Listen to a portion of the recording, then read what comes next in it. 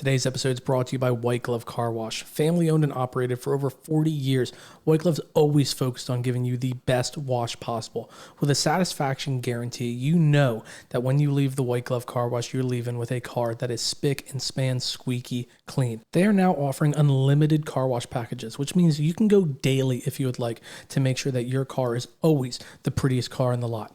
White Glove Car Wash, locations in Delaware, Pennsylvania, and New Jersey. You're never too far. Just ask your smartphone, take me to White Glove Car Wash, and be prepared to get the best service you've ever seen. Interiors, exteriors, undercarriage, all done to your utmost satisfaction. Head on over to White Glove Car Wash and let them know that Talking 215 sent you. Welcome to Talking 215, your go-to podcast for everything you need to know about Philly sports. Whether you bleed green, trust the process, fly with the Flyers, or fight with the Fightins, this is the place where we break down Broad Street. Jake, Sean, and Joey deep dive into the heart of Philly sports culture, breaking down games, roster moves, and sharing the stories that make the 215 truly legendary. So grab a cheesesteak, settle in, and let's get to Talking 215. Now here's your host, Jake Biasato. To quote Coach here, if your teammate 1-0 to start the season, don't talk to me. Birds, 1-0, week 1 of the NFL, in the books. Doc, you were there live. How weird was it, the way that game started, where you're like, all right, here we go. Going to see Jalen Carter go out there. Just last game he went out, he destroyed Patrick Mahomes, and he's gone. Yeah, it was kind of weird because they just finished doing the banner drop, and then they moved everything out, did the kickoff, and then the first thing you notice is a guy laying there. Couldn't really see. He was facing us, so we couldn't see his number. Didn't know who it was, and we're watching him laying there, and he obviously was in pain. So we're watching that, and then out of the blue, they're setting up to start the first, getting their huddles together, and then the flags fly, and they say that he got ejected. Nobody knew why.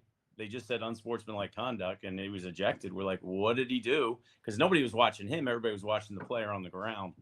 And then later, we heard people texting like he spit on Dak, and that's when it all went south from that perspective. But yeah, nobody knew why he got ejected, and it wasn't like a fight broke out or anything, so it was not obvious at all what was happening. Yeah, no, I'm sure it was going nuts there. I mean, it's the age of. Can you imagine if this happened 20 years ago? No smartphones, nobody can look up the video, have people texting them and everything. Can you imagine what's going on until you probably not find out till halftime. And even then you may not find out. And you're just like, what the, we just lost our best player. Like I'm sure you found out within 2 to 3 minutes, but those 2 to 3 minutes were probably nuts. Yeah. I mean, everybody's booing and and nobody knows what's going on. Why is he walking off the field? It's like, and it wasn't like I said, it wasn't like a brawl. So that's what you usually think. Someone gets ejected for throwing a punch, but obviously that didn't happen. So I was like, what else could he have done? No, I mean, their left tackle threw a left hook at our player, not even a flag. I don't think they ever fined him or anything. Yeah. Just completely reared back and hauled off on him. But yeah, it's no big deal. Whatever. Coach, I want to ask you, were you at all concerned when the Chiefs lost? That they were like gonna, Jalen Carter, we can't have the Chiefs go down 2 games. Jalen Carter might have to get that 1 game suspension. Because I'm gonna be honest, I never really thought the suspension was gonna happen. I was like, it's never happened before. I was never, but when the Chiefs lost, a little piece of me was like, they gonna suspend? Yeah, especially when you heard about the definitive, us defending the tush push at the vote committee sessions and Jason Kelsey standing up and being adamant about it and Jeffrey Lurie showing up to that and basically like us against the league, us against the NFL type thing. The tush push is here to stay, middle finger back to you. And then I started looking up, like, has anyone ever been suspended a game for spitting? And the answer was no. And then I did see someone, but also a part of me, like Doc was just saying, nobody knew what was going on. Carter didn't even play 1 play.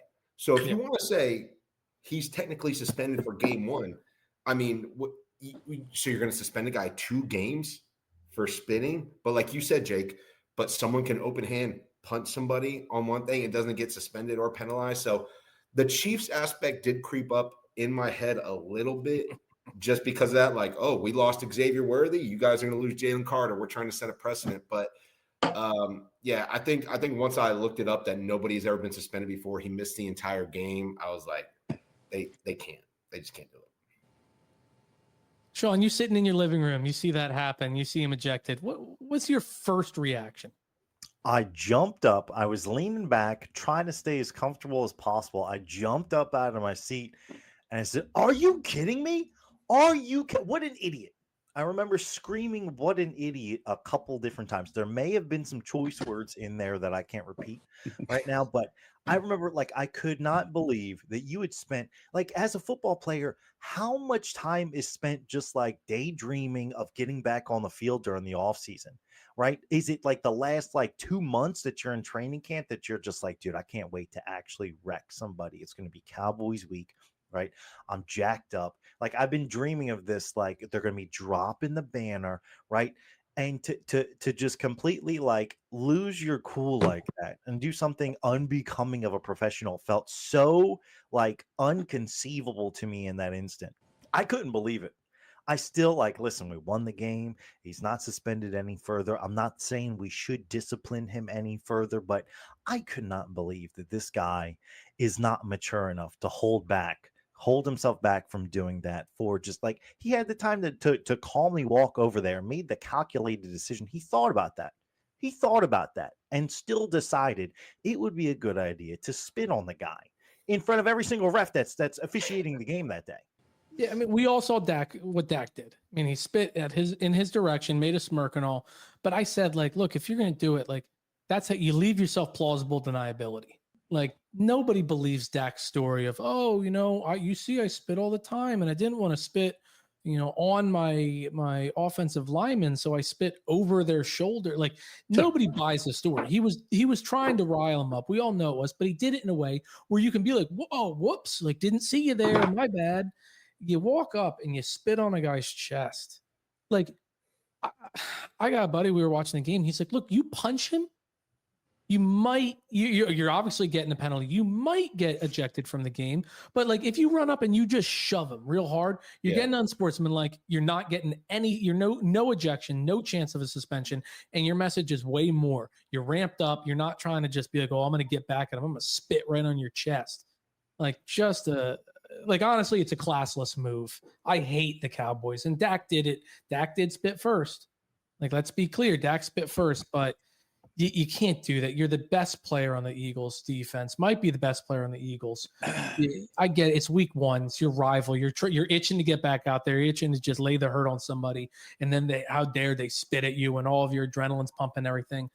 But you got to be smarter than that. It's just ridiculous. But in the same light, did anybody take that ugly win as something a little bit better? Because not only did you lose Jalen Carter, but in the way you lost him, all of your defensive game plans now out the window. It's you're one play into the game and you're now completely rerunning your defense on the fly. And it took them a little bit of time to get it going. And Doc, we'll talk to you about the hour and something minute break there. But did anybody feel better at the end of that game being like, damn, they threw a lot of punches our way, and we responded with a big win against the division rival at home after they completely just pulled the rug out from under us? Yeah, I mean, a win is a win, right? At the end of the day, like, this is the National Football League. We won the Super Bowl last year, and we barely squeaked by the Saints in week 2 or 3. You know what I'm saying? We won the Super Bowl last year, and we barely squeaked by the Carolina Panthers at home last year. So in the National Football League, everyone is good. I know some teams suck, but everyone is good. And when you take into consideration, the team is already kind of deflated anyway because Van Sumeren, is out for the year on the first kickoff of the season. So that's kind of deflated as it is. Then, as Jake mentioned, you lose your best defensive player in Jalen Carter before a defensive snap is played. On top of that, you have Adoree getting ragdolled by CeeDee Lamb the entire game. On top of a whole bunch of things, you dressed light on the defensive line, by the way. If you looked at some of the inactives, we dressed light. Ty Robinson was inactive. And you had Azeez Ojulari inactive, and then you lose Jalen Carter on top of that before the game even starts. You're thinking to yourself, man, we're like piecing this together as we go, right? Like, this is tough. So to come out with that a win, and then also to stop them from having a quote unquote shutdown inning. Dallas hit first, we hit right back. Dallas hit again, we hit right back. Dallas scored again, we hit right back. That, to me, set the tone right there and showed, okay, your best shot, all odds against us, we're going to keep doing punch for punch. And you got to come away happy because 50% of the league is 1-0, 50% is 0-1, and we're on the right side of that. Week 1's the weirdest week in all professional sports. It is. You see dog shit teams go out there and win. You see great teams lose. Week 1 in the NFL is the weirdest week in all of professional sports. You're talking about a team that played almost none of their starters in the preseason. I get it. They value these joint practices so highly, and they do run relatively tough practice and all, but nothing is like going out there and actually laying a hit on other people, going out there running full game speed against people that aren't on your team. Because we joke about Jahad Campbell, almost hurting players on his team because he's out there playing like a damn cannon let loose. But there's nothing like hitting somebody else on another team. So there's no way you can replicate that. And to go out there, all kinds of rust from your starters not playing, all kinds of just confusion when Jalen Carter gets tossed. Adoree Jackson's getting abused. You have all this stuff going against you. The penalties. I mean, they had something like 3 times more penalties than the Cowboys did, whether you agree with them or not. I mean, they were undisciplined. Some of these were a little ticky-tacky, a little weak. But to do all that, to have this super weird 3 games got suspended in week 1 in the NFL. And we're joking that this is like the first time in a decade we've ever seen a lightning delay in a game. There's been 3 in week 1 already to start the season. But you have this hour and 15-minute delay. You come out, you go 3 and out on your very first possession right out of it, and then you just completely stifle them the rest of the game. I left feeling very good. I don't know if I left feeling very good, but as time went on, like as the days progressed, I became more and more okay with it. You got to mention, in addition to not having Jalen Carter, AJ Brown was just a dummy out there. Yeah. Right. So you're missing not only your best defensive lineman, you're missing your best wide receiver or getting 0 production out of them. So you got to think, just where does the offense go from there? Where does the defense go from there? We had Jordan Davis that played 53 snaps.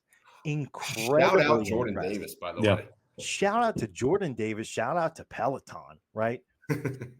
But like to see the depth, right? You mentioned us coming in light in defensive tackles. I thought Byron Young had a really good game. Great point. That was a guy who was talking about him this offseason. Nobody. Not us. I thought he impressed completely, So I was very impressed with the defensive line. The offense, it was very like game 1 of the preseason vanilla, very efficient. You couldn't get them off the field on 3rd down. They scored when they needed to, right? I am left. I didn't love the game, but I'm still left encouraged that this is going to be a good ball team throughout the season and is going to continue to get better. And the one thing that nobody's mentioned yet is our boy Jake Elliott had a 58-yard field goal. I think that's huge. That is huge. That was the most impressive thing to me because when he went out there, I'm like, oh, God, this is going to start the downward slide. Oh, stop. It's odd year Elliott, Doc. What are you talking about? Oh, the commentary said the same thing. The commentary was like, man, listen, this guy sucks. Like, let's see what happens because this guy's awful.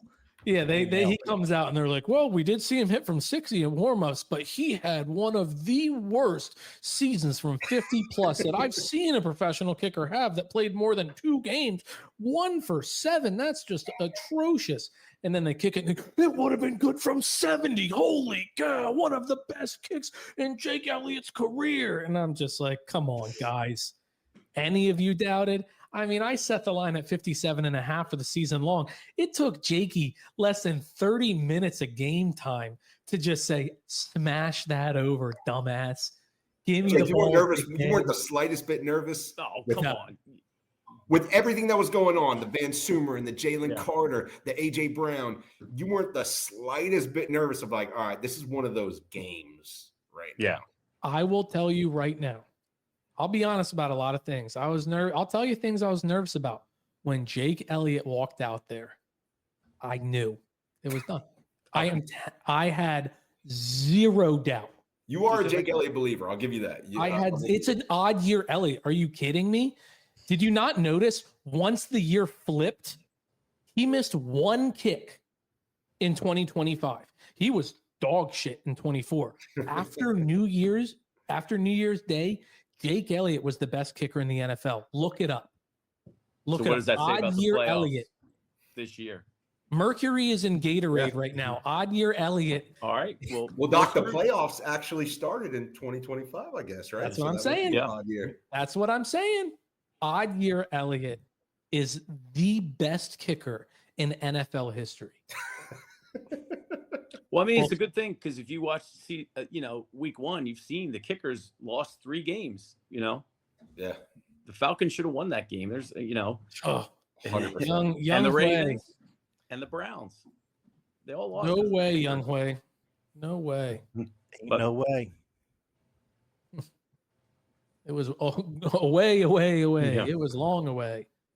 But you feel for the kid. He was pissed. How about shout out Matt Prater? From University of Central Florida. No. I'm assuming.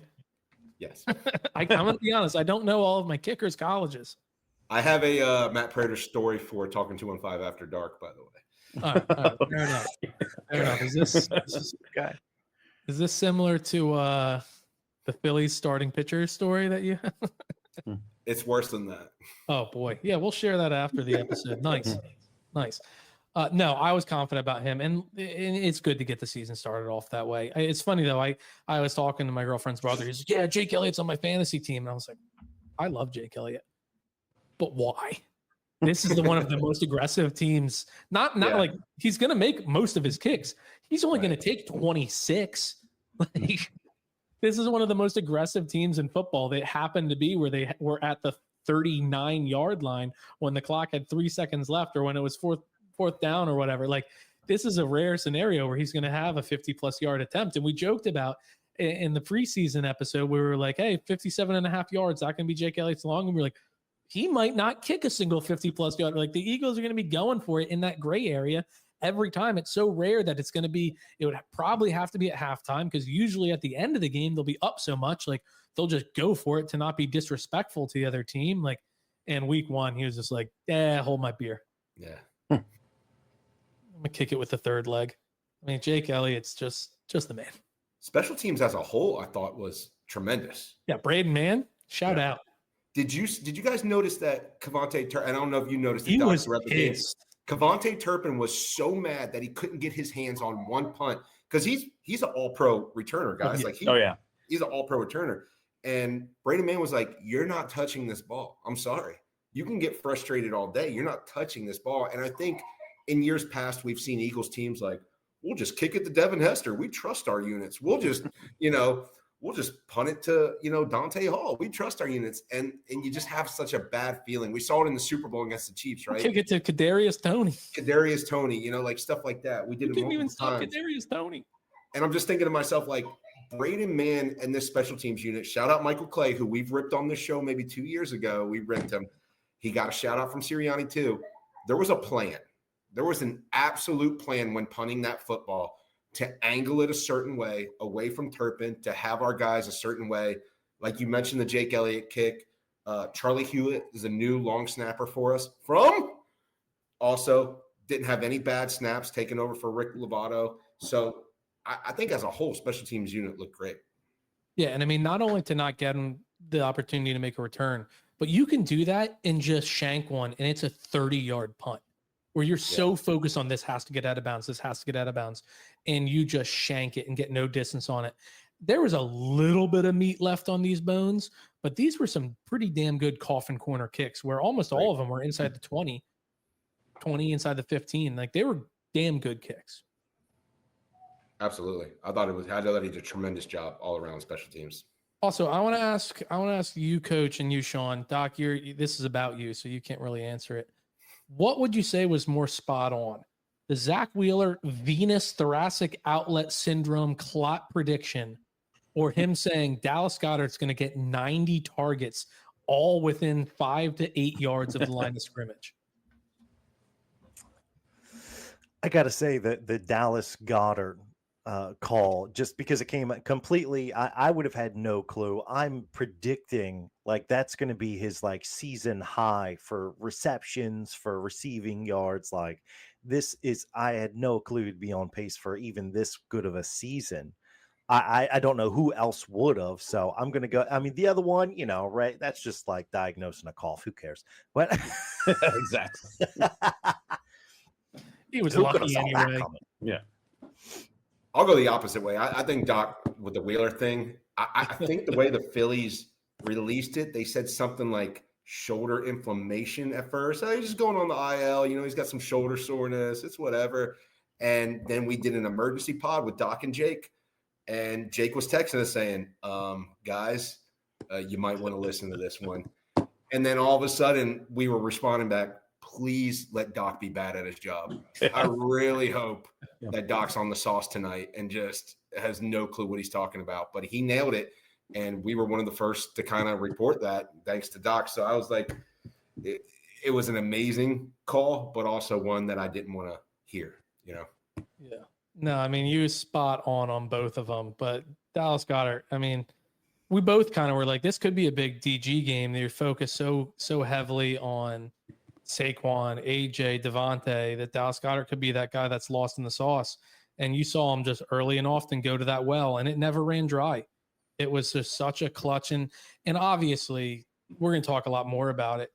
The offense can't run through Dallas Goedert. That's something you go to when, it's 3rd and 7, you need 8 yards, and he's going to get it for you. I mean, he is a clutch first down getter. He sometimes will break one. He'll sometimes make a nice catch downfield, but that's his wheelhouse. Those little slant routes, 5 yards off line of scrimmage, stiff arm the first guy, get another 5 yards, first down. His knife hands are a la Brent Selleck, splitting the field in half, and that's where he lives. But to have that be the focal point of your offense, nobody's going to say that that's great. But I'm going to pull a coachism here.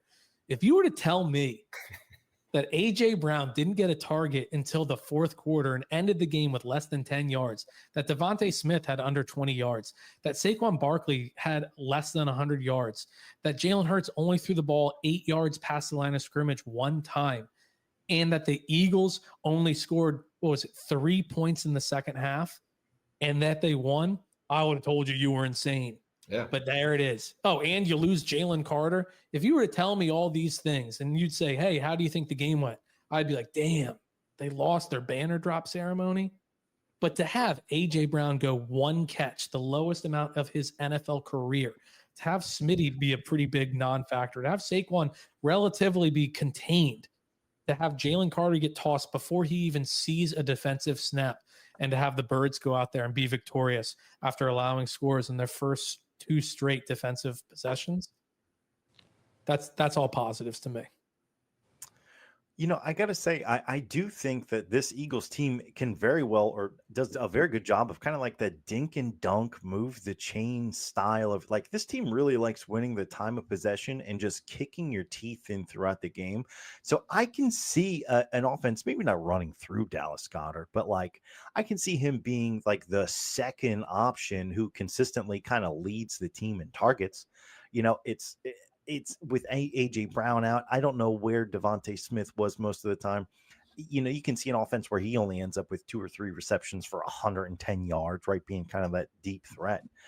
But I think they did this offense looked very much like last year's offense when A.J. Brown went out.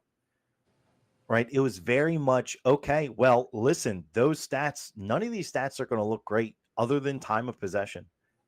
Right. But the bottom line is we're going to have a higher score at the end of the game. So I don't know. It wasn't fun in the moment. It was very much like old school football, and we weren't even running the football particularly well. So, but you don't show your hand too much while you're going up against the team you just walloped in the Super Bowl next week. So that's also another positive. This episode is brought to you by Delaware Orthopedic Specialists. Dr. Mesa has been with the pod for a couple of years now, and he has provided some incredible insight when it comes to Eagles, Flyers, Sixers, Phillies, and it's only getting better from here. Obviously, we're hoping for a very healthy season and that we don't need to hear his injury updates as often as we're inevitably going to, but at least you know where to go to hear the best updates. And now you know where to go when you try to be a weekend warrior and end up being on the injury list yourself. Delaware Orthopedic Specialists, locations all throughout the first state. They are the only fellowship-trained surgery center here in the state of Delaware, so really, why would you trust anyone other than a specialist? You hear his expertise here on the pod. Now let his expertise at the table and all of the providers there work wonders on whatever injury or illness you have. Head on over to delortho.com or give him a call, 302-655-9494. Don't trust anyone other than a specialist. I will say, I hate doing this, but if we're going to be this podcast that calls it like it is, takes L's, does all this other stuff, I really think Dallas's defensive game plan was very good. Very, very good. They played zone 100% of the time, guys, which is unheard of in a game. And I'm sure the Eagles, when prepping, were like, Trayvon Diggs is a little banged up. We're going to go at him. The other corner, Elam, we're going to go at him, especially when they're in man. We're going to be able to do everything that we want with our RPO game, our quick game, etc. We're going to be able to do that. Now, what they were probably banking on was Hurts still forcing the ball, after a while. Like, there's AJ, I got to force it. There's Devontae, I got to force it. Yada, yada. You got to do all this, got to force it. But Hurts was just like, if you're going to drop 8 and only rush 3, if you're going to drop 7 and only rush 4, and I find that lane, I'm going to take off and get my 6 to 7 every time. I'm going to use my legs, my athletic ability. And while that doesn't look sexy to like the ranking QBs, my top 10, it works to win the football game. Like Sean said, the dink and dunk stuff. If that's what they're giving you, if they're playing a too high shell and they're dropping 7, they're dropping 8, tell me as an offense coordinator what you're supposed to do. Tell me as a quarterback what you're supposed to do. Tom Brady made a damn Hall of Fame career overtaking what the defense gave him, the dinks and dunks, the short crossers, the checkdowns to the running backs, the Edelman for 5, the Wes Welkers for 6. He made a career off doing that. So I'm going to give a little bit of props to Dallas's defensive game plan. I think it would have made more sense to do that if you still had Micah, because maybe he wins some one-on-ones that the rest of the guys couldn't win. But overall, I thought Dallas had a very, very sound strategy for that game. Yeah. Doc, tell me what you thought when you were at the game, but Jalen Hurts, 19 and 23 with 3 throwaways and 1 drop, really just completely surgical, like everybody over at Delaware Orthopedic Specialists, with the ball. Dak, I hate to say it, played a very good game, threw a lot of really good balls. Even with that being said, though, he had at least 3 passes, maybe a 4th because of that it was batted up in the air, that could have or should have been picked off. He was pretty surgical with the ball, was putting in a lot of really good spots. But Jalen Hurts, I mean, how impressive was it that 23 pass attempts and not one of them were you like, oh, that could have been picked off. That was a risky throw. Every single one was either 3 throwaways, 1 drop, or only where our guy could get it. Yeah, I mean, I think he was very surgical. I mean, I think that's a good expression because, you watch, and if you're watching the field, you see that AJ wasn't getting any separation. So to get him the ball would have had to force it in there. I mean, it was telling that they went to Dotson for the over-the-top throw because the other I don't know what was wrong with Smith, but AJ just didn't have it. I think he's still recovering. He didn't play pretty much anything in the offseason, so he's taking his time. So I think knowing that and knowing you don't want to, the turnover would probably be the game. He was very, very precise. And yeah, there was a series where Dak threw 2 balls. I mean, I don't know how Q dropped the one that was thrown to him. I mean, it was in his hands. I guess his gloves were wet. I don't know, but he's got the worst hands ever. I was like, that was a pick right there. I was like, and there was another one right after. So Dak started getting a little desperate later in the game. And I think, and the interesting thing, I think we talked about this before, is he's never thrown a pick in Philadelphia, which got me mad because I was That's like, crazy. The one that Q dropped was egregious. Yeah. But I mean, I think Jalen knew that this game was going to be close the whole way through, and he didn't want to cause something to, look at it. It was the one turnover that probably cost them the game. Yeah. The fumble, but near the goal line. Yeah, and Dak saved it from being over earlier. Yeah. He pulled That's the a walk-in That's a walk-in touchdown, man. Yeah. If Dak doesn't make that tackle. Yeah. Nothing but green grass. Also, ball don't lie. That's true. That's true. Ball don't lie. It was funny because they kept showing that, and there was no sound during the delay, and we kept thinking, did Dak hurt his wrist? Because it showed it so many times. I thought somebody fell on his wrist. I'm like, oh, is he hurt? but they must have showed it like 50 times. I'm like, okay, great, he made a tackle, but I was Put your smile away, Doc. Jeez. Well, I thought there was an injury associated with it, and there wasn't, so it was a little upsetting for me. But yeah, he definitely saved the day. I mean, that would have been a huge. I mean, that would have been it for them. Yeah. No, it was. But speaking of the ball don't lie play, what does the NFL want Reed Blankenship to do? Do we have to concede touchdowns on a suicide pass? No, you're rewarding hospital balls. That's what you're doing. You're rewarding hospital balls. Yeah, there's no way you're just going to drop dead and just go limp in the middle of your play, like hauling ass full speed. No, they're just expecting you to take that penalty. Like there's nothing that you're going to do. And there's nothing as a coach or as a player that you're going to try to change. Go after the ball. But even if you go after the ball and you end up smacking into the guy, now there's 2 unconscious people. Like, Penalty on the defense, number 32, inability to defy physics, 15 yards, automatic first down. Yeah. You should have defied physics. Okay. What are you doing? What are we doing here? Just selfish play. I have a question for you guys along that same line. I have a question for you. You're talking about the referees right now, and I swear I like to pride myself on knowing a lot of things about football, but Cowboys committed a penalty on defense for too many men on the field right as we were about to say hike. The ref stopped the game and said too many men on the field. Since when do you stop the play for that? We got 5 yards, but I've seen Aaron Rodgers his whole career. The play goes on. He gets a free play for a deep shot because the defense has too many men on the field. Why did the referees stop the play when Dallas had 12 men on the field on defense? Why weren't we allowed to hike the ball and get like a free play to just throw a bomb? I kind of just wonder if like the rules changed and nobody really made a big hoopla about it, and maybe we all just missed it. Yeah, I don't know, because I mean, you talk about different interpretations. You talk about Jalen Carter getting ejected because he spit on somebody, right? Because there was a much larger emphasis over the offseason on public image amongst these players. Maybe that was one of those changes, because you're right. I mean, the play's never blown dead. Or was it just a matter of these refs just not being in midseason form either and just kind of screwing up? Because am I crazy? Like Rodgers used to do that, would do that, right? Like he would count and then he would say, hike, and then just chuck one deep, and he'd be like, he'd point like annoying style, like up 12 men on the field on the defense. I get a free play. It's almost like when somebody jumps off sides and a referee will sometimes be like, offside, stop the play. No, let me have my free play. Let me chuck it deep. So I don't know. That's something small in the game, but these little things like that, I didn't know. We'll look that up. Our crack staff will look that up for sure. Yeah, I mean, what I'm reading here is that it's a dead ball play. You're supposed to blow it dead. There are some exceptions depending on the league and situation. Well, I'm guessing. I'm wondering if it's breaking the huddle or just having 12. I don't know. And in NCAA in 2024, they changed it from a let the play go on to a dead ball foul. I'm trying to find in the NFL.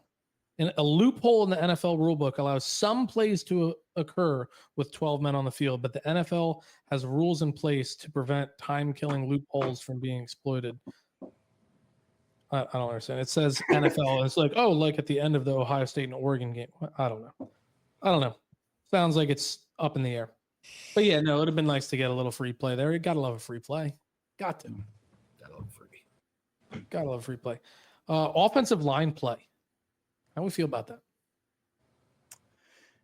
Incredible in pass protect. Yeah. Run, I don't know. I mean, you had our offensive coordinator saying, yeah, well, they didn't really run too many 8-man boxes against us. We just kind of blocked wrong. But if my memory serves me correctly, I don't know if they were just bailing out of it, but I feel like they were playing us pretty run heavy a good portion of the game. We couldn't get anything going. They stacked the box pretty heavily. Yeah, it seemed like we were playing a lot of 12 and 13 personnel, a lot of tight ends out there. And it seems like Saquon does his best work in space. Like we really need to go 4 wideouts, maybe stretch the field open a little bit. Stop throwing these tight ends out there that can't block worth a shit. Grant Calcaterra, talking to you, bud.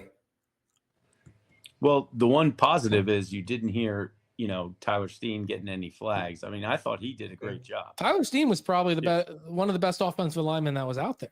Yeah, I mean, I thought he did great. I think that's another thing where you're like surprised to tip your hat to Dallas, right? Like they just lost Micah, but their D line was working, like not working us, but they were like lunch pail, blue collar, just like junkyard dogging it and just trying their ass off every play. And they did get the better of us sometimes, like Sean said. And I saw a metric, everybody does like advanced metrics, and they're like good run blocking, good pass blocking, bad run blocking, and we were dead middle of like just average as hell for both. Like, and you don't see Eagles offensive line anywhere near the middle. You did have top, right? Yeah, you did have Dickerson go out, and really before he went out, he was hurt the whole time. I felt like he wasn't having a good game. It felt like he was bright red the whole game. And I thought Juergens had one of his worst games that I could remember. I don't recall him ever having a game that bad last season. Probably have to go back 2 seasons to see a game where he was getting work the way he did. I thought the Cowboys, give credit where they're due. They were getting off the ball really well. All the stunts they were doing, it seemed to be they were taking fantastic angles. I feel like anytime we had somebody pulling around, we were a bit late to the party or they were disrupting us. So, give credit where it's due. You want to know how much of it is Kevin Patullo calling these like very vanilla game plan or just not able to see what the defense is giving them quite yet. So you wonder. I think that's one of those things that it will kind of fix itself as the season goes on. Yeah, look, we're giving all this credit. What did it get him? Not a damn thing. Congratulations, guys. You had a really good game for the Cowboys. For who you are, you had a really good game. Good job. They should have lost by 10 plus. Oh, yeah. 100%. And, Doc, I want to ask you, in your professional opinion, would you say a long break like that, hour and 15 minutes, is that more detrimental to the offense or the defense? I honestly think it's more detrimental to who has the momentum at the time. We just recovered a fumble, and all of a sudden it's like, whoop, that's it. We had them. It reminded me of that Super Bowl with the Ravens and the Niners, and the Ravens were killing them. And then the power went out. They took a break for however long it took, 45 minutes, an hour, whatever. And they came back, and it was a different game. And I think it really hurt, especially you mentioned before, people like Landon Dickerson, people that are hurting a little bit, resting for an hour, no matter how much you stretch your stuff. It's not the same to go out there. It's like if a pitcher throws, 4 innings and then has to rest an hour and then go back again. It just doesn't work. And I think that really hurt the team with the ball momentum. So I think that was the issue. So I think it helped in a way, to get some rest. But for us, I think it was a detriment for sure, based on where we were, what we just did, and when they stopped it. So, Doc, speaking of Landon Dickerson, no injury report has come out yet. I believe the first one comes out tomorrow. Are you expecting to see him just still be held out of practice, probably be a complete non-participant, maybe log some kind of limited practice Thursday or Friday with what he's dealing with the back? Yeah, he's got some extra days rest. That's the beauty of playing on Thursday night. The bad part is the short week, but the good part is the long week coming after. And I think that, I would probably see him resting for a little bit. I think it's just a lot. It's one thing to walk on the practice field, go through things. It's another to play a game coming off a surgery that was only, 3 weeks ago, the knee and the back. So he's got a lot going on, and I think it's hard. It's one thing to, like I said, to practice. It's another thing to get out there and play a game like that at that level. So I think rest is the key for him. I don't think there's anything serious. I don't think he flared up anything. I don't think he retore anything. I think he's just spent. Yeah. No, and you got a guy like him in the shape that he's in, a couple extra days off isn't going to hurt him as far as conditioning goes. It's only going to help him as far as recovery goes. We talked briefly when we talked about A.J. Brown not getting separation, not getting, everything. You kind of teased that maybe he wasn't quite at 100%. Is a full game where you're able to go out there, kind of test things. You didn't see him leave the game at any point. You didn't hear anything coming out of the game. Is that going to be of benefit to him? Now he goes out there, maybe he trusts it a little bit more, able to go a little bit more full go this Sunday? Yeah, I think it's good. He didn't have to do any major bursts. He was running, he was doing his routes, but it wasn't like he was really hard sprinting. So I think it was basically, he was kind of test driving the car a little bit to see how his legs feel. And the good thing is, you're right, he didn't go into the tent, didn't have to take time off. He wasn't his usual self. It's obvious, anybody watching, he wasn't 100%, but he didn't aggravate the injury. So I think getting out there helps. And I think you'll see a different A.J. Brown in Kansas City. Doc, white boy Will Shipley, fractured rib. Expecting to see, I've seen everywhere from 4 to 8 to 6 to 12 weeks.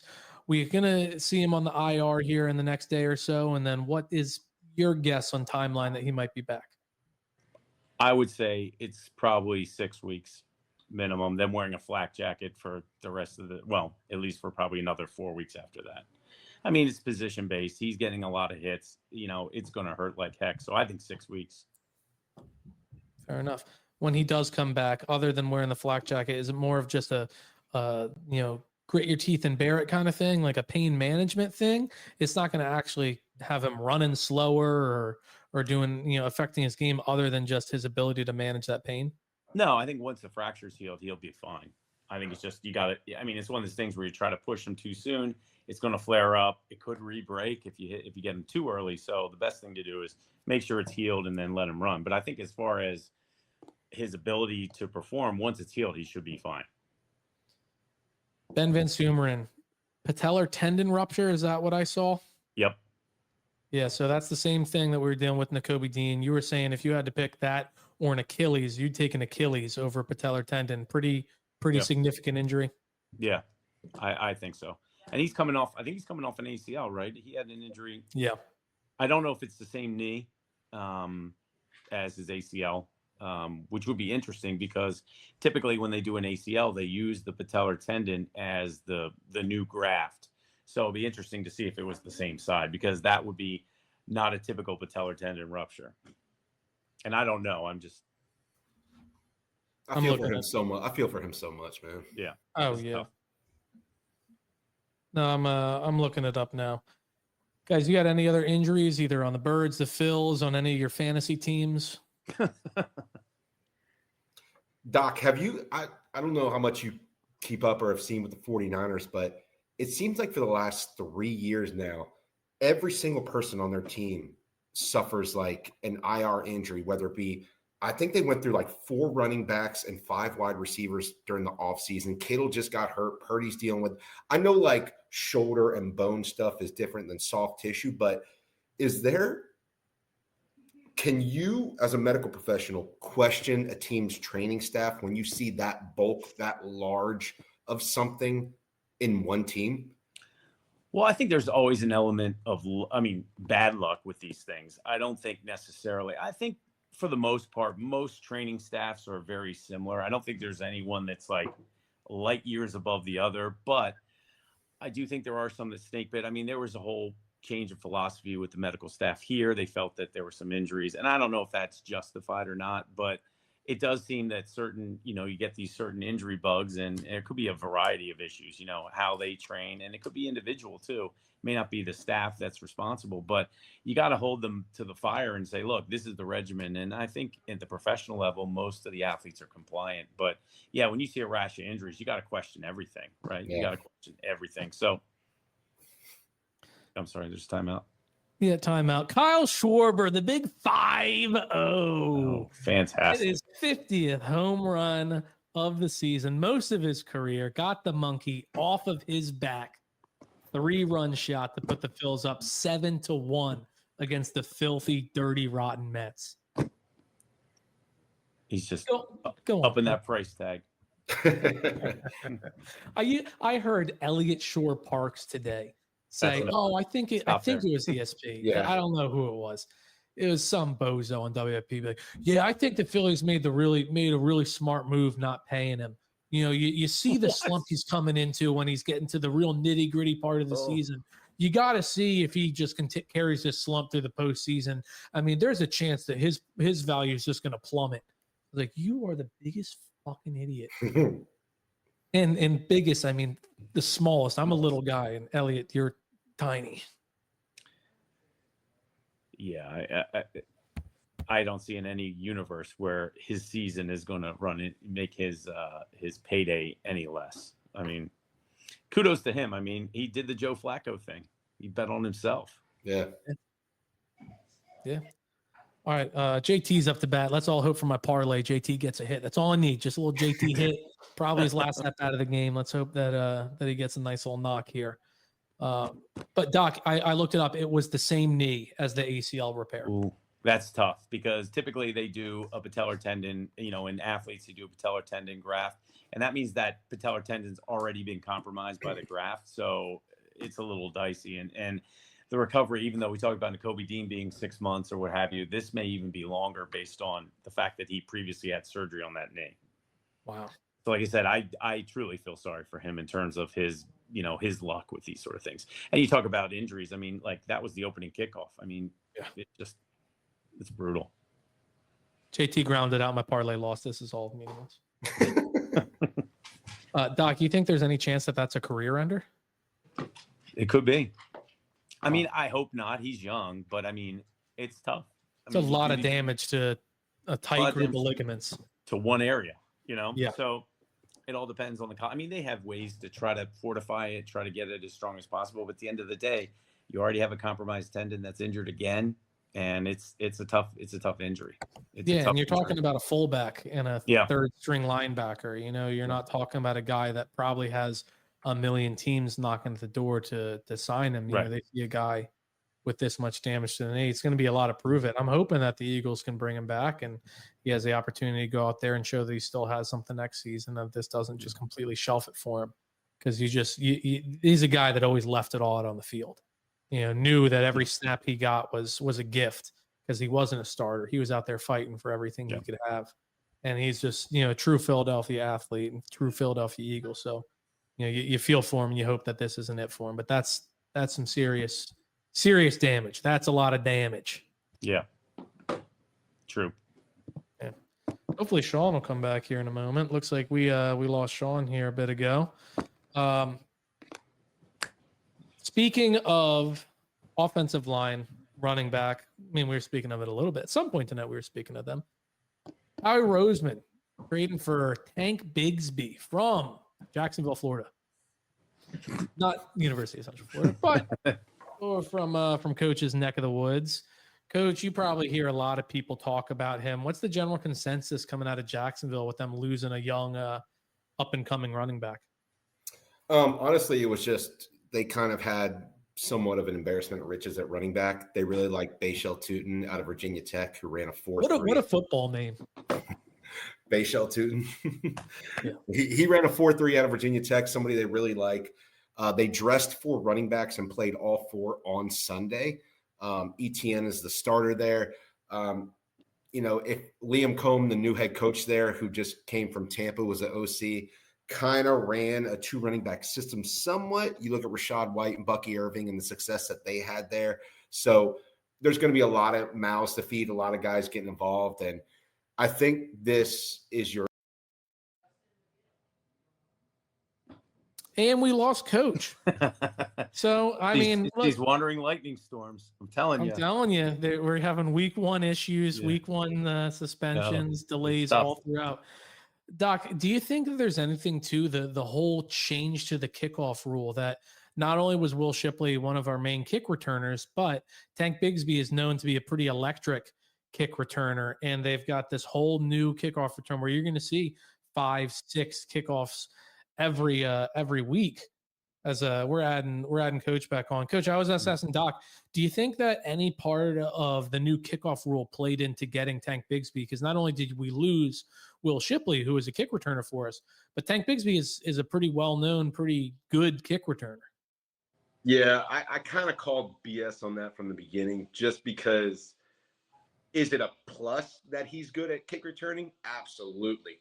But was it anywhere near the top of the motivations for Howie to trade for him? I highly doubt it. I think they found the Shipley news before it was leaked to everybody. And Howie, being Howie, was like, I got to make a move. I got to do something. And like I said, they want to get the young guys involved in Jacksonville. I think that's being a win-win for both teams, honestly. Like, they had a running back in Jacksonville they weren't going to utilize as much. And they recouped picks because they traded up for Travis Hunter to get him. We have extra picks. Like I said, a win-win. And honestly, before the season started, before people in Jacksonville, I live here in Jacksonville, by the way, for the listeners, realized what Liam Cohen's offense would be, a lot of people had thought that Tank was going to be kind of like the 1A to ETN's 1B. They thought he was going to be the Bucky Irvin type. So he has that potential. He's shown flashes. I think he's a great compliment to Saquon. This is a guy I think who Eagles fans are going to love, because if you have those guys that are in the stands, I don't know if Doc, you hear him next to you, the old school, just run the ball hard, the ball. This guy runs hard. I'm telling you that right now. You're not going to be left wondering, oh, I wonder if he could have gotten an extra yard there. No, he doesn't leave any yards on the – he leaves it all on the field. I'll just put it to you that way. Yeah, meatless bones. He takes all the meat right off. Yeah, exactly.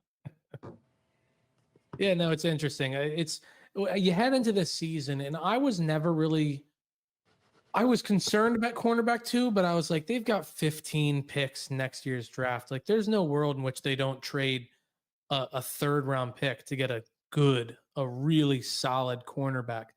Are you at all surprised that they're sending away these day 3 picks for positions of need that you're like, all right, yeah, like backup tackle, that's cool. You know, we're kind of throwing something out again, you know, out there for a cornerback here or there. Now we're getting a backup running back. Are you surprised at how they're utilizing all these picks we have instead of going out there and saying, you know what, we're trading a day 2 pick, we're getting an edge, we're trading another one, we're getting a cornerback. Let's go ahead, solidify this team. You know, what do you think? Well, I think when you heard Howie talk, he said, if we think we can upgrade the 53rd man on the roster, we're going to upgrade the 53rd man on the roster. Like he prides himself on, I don't care if it's by 0.1%, it's an upgrade by 0.1%. And if you saw the reports, we offered more than Green Bay did for Micah Parsons. Like, Howie was ready for that big fish, Jake, that you're talking about. He was ready to say, hey, this is going to be our move. This is our that we go after. Now, Jerry Jones, for all his flaws, said, I don't care what you offer me, Philly. Like, you could offer me the moon. I'm not sending Mike in a Philly. They're as big as Jerry's ego would never be able to live that down. So I think always working. And if you watch this Eagles team over the years, he's been to 3 Super Bowls, won 2 of them. I mean, he knows that the next man up is big. Hell, we won a Super Bowl with Nick Foles at quarterback. We won a Super Bowl with Big V playing tackle. You know, we won a Super Bowl with backups playing everywhere, with, you know, a Reed Blankenship being an undrafted guy that ended up being a starter for this team. So Mekhi Becton last year, starting right guard for the Eagles, was cut by the Jets, who had the worst offensive line in football, and we had him on a tryout basis. So I think Howie's always looking to improve. And he made that comment, if I can improve the 53rd man on this roster, I will. I think that's the way you got to look at it. Doc, correct me if I'm wrong, but we're talking about improvements. Coach, you said 0.1%. I guarantee improving from Adoree Jackson would be more than 0.1%. Like, I'm all about making improvements where you can. But why the hell aren't we going out there and making improvements where we really need them? Like, I like the Tank Bigsby trade. I think it's cool. I think you always like seeing a new skill position added, another weapon given to Jalen Hurts to go out there and exploit defenses. Adoree Jackson is a real problem, and he's going to be a real problem all year. I think this is a week 2 thing because, you know, the Chiefs just lost their star receiver. It's like, this is a game where we can really see what this kid can do. I think Fangio has probably got the final say, and he's probably like, give me a week. Let me see him play the Chiefs, who don't really have a good, strong passing attack, and let's see how he covers. If he does terrible in Kansas City, I would not be shocked at all, and I would honestly expect that they trade or sign some free agent that's still out there, Asante Samuel Jr., you know, to get on the team. And I think, you know, Howie, you know, a step beyond what Coach was saying. I think he's next level. I think he knows his budget. He knows his picks next year, and he knows what his overall team budget is. So he knows what he can dole out and what he needs to keep for next year's draft. And I think he's waiting for the big move to see how Adoree Jackson plays. If he plays well, then I think it's week to week with this guy. And I think that they're just giving him, I mean, you give the whole excuses. We lost Jalen Carter, all this stuff. They're giving him a week's grace, so to speak. And I think that's all on Vic. I think Fangio, if he says, nope, this ain't the guy, they'll get somebody else. I have the utmost confidence, and I wouldn't say that maybe 4 or 5 years ago, but now I'd say Howie's at a level where if there's a need, he's going to fill it. And I think he's just waiting right now. We know we needed a running back because of what happened to Will Shipley. and and our fullback got hurt, so we lost 2. We needed 1. This is see how he plays. Doc, you brought up Asante Samuel Jr. there. This is a guy that missed all of last season, Yes. right? With stinger-like issues with the Yep. shoulder and neck. What can you tell us about this? I mean, is this something that it just will go away? If they're saying stinger-like symptoms, it doesn't tell me there's a definitive diagnosis as to what's causing it. I think he had surgery. Didn't he have neck surgery? So to me, I would see him as an act of desperation. He did. Yeah, he had neck surgery. Yeah. So I would see that as a desperation move. I would do that if the house was on fire. I was just kind of joking because he was a premier cornerback in the league, but obviously a neck injury kind of knocks you down a few pegs. And I would see him as more of a, hey, do a prove it deal, see what happens. But I would be worried every time he tackled somebody with his history. So I think that's the reason nobody's touching him. And we're by far not the neediest team in the NFL, and nobody signed him to anything. So I think that's part of it. I think he has to somehow sign on with somebody and prove that he can play. But I mean, people have played with neck surgery. I'm not saying he's not. I just think someone's afraid to take that next step. So that's why I think it's more of a desperate move. That next step. Metcalf had neck surgery and everybody was like, whoa, we don't want to touch him. And look how he's played. I mean, that's the reason we got another special player that no longer plays for us anymore with a hyphen name. But I'm not gonna say anything. But I think that's the older Howie, and I think and it's always necks scare people, and neck injuries scare everybody. So I think that's why he hasn't been pulled. But I guarantee Howie could, like you said, roll up a few of those picks and get somebody if the right person, and he gets to the right partner who's willing to trade with Howie. And I think all these GMs are afraid to trade with him for anything significant because of how he got the Titans GM fired. So I mean, you got to be careful. I think definitely. So too, with Jake, to your point, shopping for a corner, you can only buy what's on sale, right? Like, you can't buy something if the owner's not selling it. So, he may be knocking on doors right now. Like, we had no clue on the radar about the Tank Bigsby thing, right? Like, we had no idea that was going to happen. We didn't know about the Zadarius Smith signing either. Like people maybe. Howie, I think, works all the time.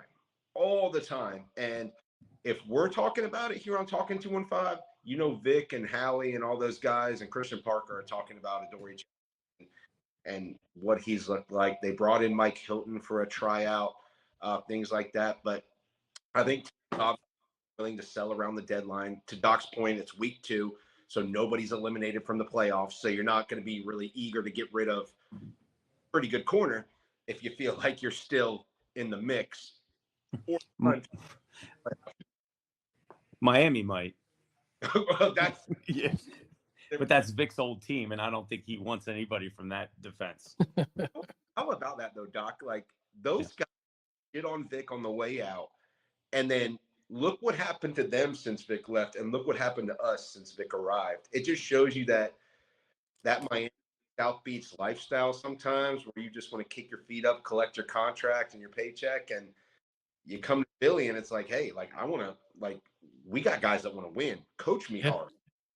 So I mean, Zadarius Smith made that comment saying, like, there was more money out there, but I thought Philadelphia gave me the best opportunity to go out there and chase the most important thing, which is winning. Yeah. It's hard to work hard in Lotus Land when you're down there, Miami, and everything's wonderful. It's tough. It's tough. Ask James Harden, They look bad. Dolphins looked really bad. Oh, the worst team in the NFL, bad. Yeah. That was a rough watch. Want to know? We're going to be talking again in a day or two about the upcoming matchup, the Super Bowl rematch, if you will, against the Chiefs. I think the Chiefs are a worse team than they were then, and I think that we have the potential to be the same team we were in Super Bowl 57 there. So it's 59 there. So it's going to be a belt to ask kind of game, and is my expectation. People are worried, Elliott Shore Park saying that people should cheer for the Chiefs because it'll be so much better to face a 1-0 Chiefs than an 0-1 Chiefs. Suck my dick. I don't care about a team's record. You're telling me a team's not going to go out there and play their hardest to win against the team that just whooped their ass in the Super Bowl, no matter what their record is? Like, I do not care. It means nothing to me that the Chiefs lost last week. They could be 0-15 and it could be meaningless. And they're going to try their absolute hardest to beat us, no matter what the stakes are. So I'm glad they lost. I hate the Chiefs. I think Patrick Mahomes is a whiny little bitch. And I think him dropping the shoulder there, running out of bounds, just further proves that he'll cry if somebody even steps towards him. But he'll have no problem taking a little cheap shot on a defender that's awarding him the sideline. It's the kind of player you see that Patrick Mahomes is. Jalen Carter is going to be hungry to get back out there, play a clean, effective, violent game. And it's going to be a lot of fun to watch. That's my final thought. He better not do that tiptoe sideline thing, Jake, because Sidney Brown will murder him. We have a psycho that doesn't understand what sidelines or whistles are. Sidney's one of them. He kind of does. I'm almost positive he likes to fight people just for reason. My final would be, despite us putting belt to ass against the Chiefs, they're still good. They're still smart. They have Andy Reid. They have Patrick Mahomes. Story going to go at you. I'm just telling you that right now.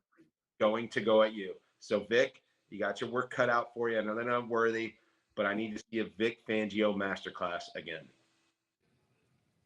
And my final thought is about Jalen Carter and the spitting incident. I just hope we haven't landed ourselves in Dominican 2.